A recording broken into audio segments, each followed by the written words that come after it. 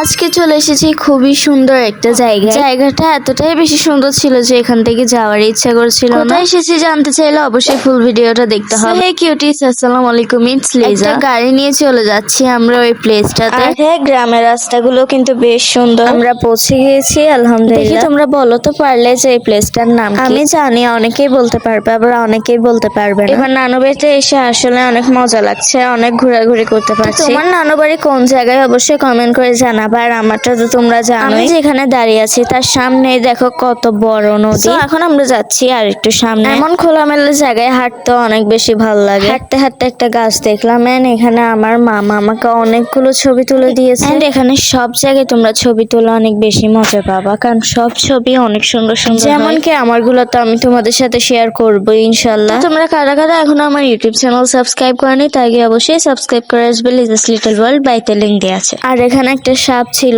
So তোমরা যারা যারা আসবা তারা একটু সাবধানে আসবে। এখন আমরা চলে এসেছি আরেকটা জায়গায়। আমার পিছে দেখো একটা গরু দাঁড়িয়ে আছে। যাই হোক, এখন আমরা চলে এসেছি নৌকা। আর হ্যাঁ, নৌকাতে উঠতে কিন্তু আমার ভীষণ ভয় লাগে, তবু আমি অনেক সাহস রেখে উঠেছি। আর এখানে আমার একটা কিউট ভাই ও উঠেছে। বাই দ্য ওয়ে, ও কিন্তু আমার কাছে। এখানে আমাদের একটা পরিচিত আন্টিকে পায়ে জেনে আমাদেরকে এত কিছু কিনে দিয়েছে। এখন আমরা যাচ্ছি মোরেলগঞ্জের দিকে। আমরা কিন্তু আজকে মোরেলগঞ্জ যাবো না, আমরা জাস্ট ঘাটে এসেছি একটু ছবি টবি তোলার জন্য আর তোমাদের সাথে ভিডিও শেয়ার করার জন্য। আর হ্যাঁ, তোমরা অবশ্যই আমার ফেসবুক পেজ ফলো করে দিও। তোমরা জাস্ট আজকের ওয়েদারটা দেখো কতটা সুন্দর, মাশাআল্লাহ। আর জানো, আমরা আসার পর কিন্তু একবারও বৃষ্টি পড়ে, তাই আমরা অনেক ঘোরাঘুরিও করতে পারি। So this is my blog. ভালো লাগলে do like, comment, share and follow for more videos. আল্লাহ হাফেজ।